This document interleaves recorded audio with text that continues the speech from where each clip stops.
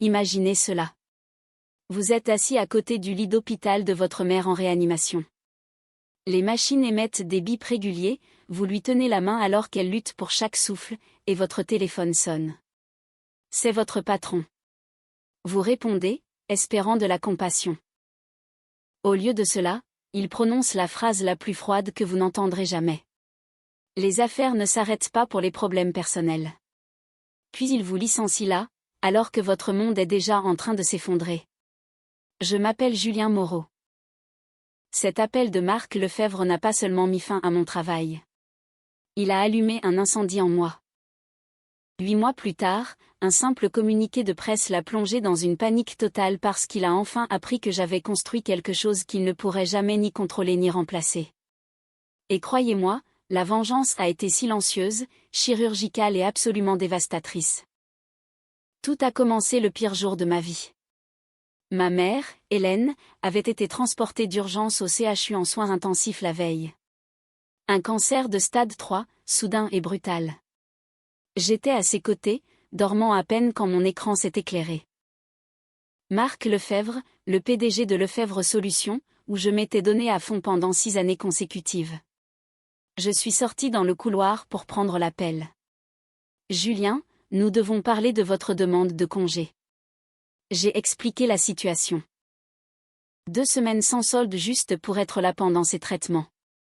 Sa voix est devenue plate. Les urgences familiales sont pour les faibles. Les clients n'en ont rien à faire de votre histoire larmoyante. J'ai supplié. Il a ri. Il a vraiment ri. Le business ne fait pas de pause pour les problèmes personnels.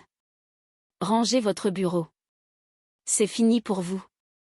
Clic licencié. En haut-parleur à 3 mètres de la chambre de ma mère. Je suis retourné à l'intérieur en tremblant, les larmes me brûlant les yeux. Elle a serré ma main faiblement. Qu'est-ce qui se passe, mon grand? Je ne pouvais même pas parler, mais quelque chose en moi s'est brisé à ce moment-là. Je n'ai pas pleuré longtemps. J'ai commencé à planifier parce qu'il n'avait aucune idée de ce que je construisais dans son dos depuis des années. Viré, fauché, regardant ma mère lutter pour sa vie. Je n'avais plus rien à perdre. J'ai emménagé dans son petit appartement de banlieue après l'hôpital, dormant sur le canapé entre 2 séances de chimio. Mes indemnités couvraient à peine les factures. Mais chaque nuit pendant qu'elle dormait, j'ouvrais mon ordinateur portable. Ce système d'analyse prédictive pour les clients que j'avais créé chez Lefebvre Solutions, celui pour lequel Marc adorait s'attribuer tout le mérite, il n'avait jamais compris comment il fonctionnait réellement. Moi, si. Alors je l'ai perfectionné, je l'ai affûté, je l'ai transformé en ma propre arme. Ma première mission en freelance est venue d'un cabinet concurrent. Ils ont payé le triple de ce que Lefebvre m'avait jamais versé. Puis une autre, et encore une autre. Le mot a circulé discrètement dans le milieu. Ce gars obtient des résultats que Lefebvre ne peut plus toucher. Je n'ai jamais posté de message de colère en ligne.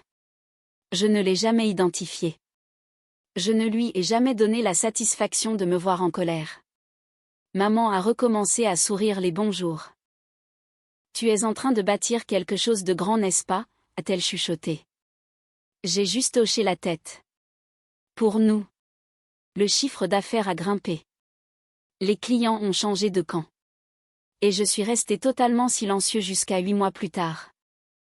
L'entreprise de Marc a heurté un mur que seule une personne pouvait réparer. Un communiqué de presse a tout changé.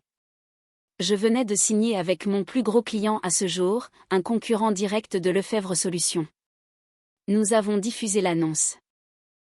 Lancement d'un système révolutionnaire d'acquisition de clients par intelligence artificielle, développé et breveté par Julien Moreau, ancien architecte principal chez Lefebvre Solutions. En quelques heures, tout le secteur était en ébullition. Le conseil d'administration de Marc a vu les chiffres en premier. Leur réservoir de clients s'asséchait, les comptes partaient discrètement, les prévisions de revenus s'effondraient. Le système dont il s'était vanté pendant des années, c'était le mien. Cela l'avait toujours été. Son premier email est arrivé cet après-midi-là. Très décontracté. Julien, parlons un peu. Un café. J'ai ignoré. Puis les appels. Les messages vocaux s'accumulaient. Votre talent nous manque. Donnez-nous votre prix. Nous allons arranger les choses. L'homme qui m'avait licencié depuis un couloir d'hôpital transpirait maintenant à grosses gouttes, suppliant le gars qu'il avait traité de poids mort. Avez-vous déjà regardé quelqu'un qui vous a fait du mal réaliser qu'il a plus besoin de vous que vous n'avez jamais eu besoin de lui? J'ai laissé mijoter, je suis resté silencieux un peu plus longtemps.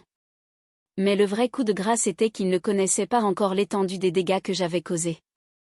Quand il s'est présenté à ma porte sans prévenir, j'ai failli rire. Marc Lefebvre, son costume de luxe tout froissé, le regard désespéré. Il se tenait sur mon perron comme un homme qui avait tout perdu. Julien, je t'en prie. On double ton ancien salaire. Départ dans la boîte. Tout ce que tu veux.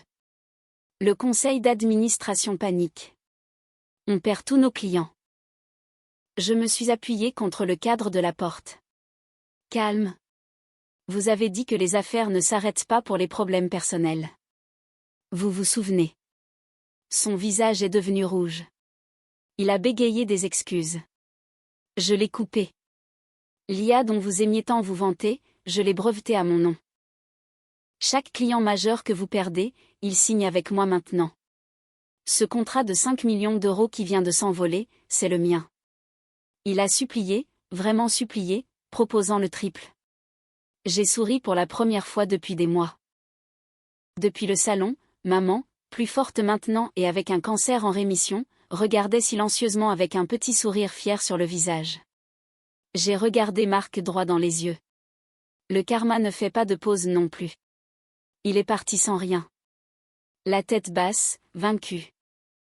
Et c'est là que j'ai su que je n'avais pas seulement survécu. J'avais gagné. De cette trahison dans le couloir de la réanimation jusqu'au moment où j'ai vu Marc Lefebvre repartir brisé. C'est ce qui arrive quand on sous-estime quelqu'un qui se bat pour sa famille. Vous vous souvenez de ces mots exacts? Les affaires ne s'arrêtent pas pour les problèmes personnels. Eh bien, elles se sont arrêtées pour lui définitivement. Son empire s'est fissuré parce qu'il n'a jamais vu la véritable valeur sortir par la porte ce jour-là. Maman est en rémission maintenant. On en rit parfois. Elle dit, tu as transformé la douleur en pouvoir mon fils. Et c'est la leçon qui restera gravée en moi pour toujours. Cette histoire nous rappelle que le respect et l'humanité ne sont pas des options dans le monde du travail mais des fondements essentiels. Trop souvent, des dirigeants oublient que derrière chaque employé se cache une réalité humaine, des sacrifices et une famille. La réussite de Julien n'est pas seulement une victoire financière, c'est le triomphe de l'intégrité sur l'arrogance. En France, nous valorisons souvent la solidarité et le droit au respect de la vie privée, et ce récit illustre parfaitement pourquoi il ne faut jamais mépriser ceux qui traversent des épreuves difficiles. La roue tourne toujours et le talent associé à une motivation profonde est une force que personne ne peut arrêter.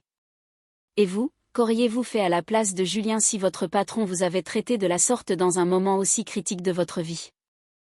Auriez-vous eu la force de transformer cette colère en un projet aussi ambitieux?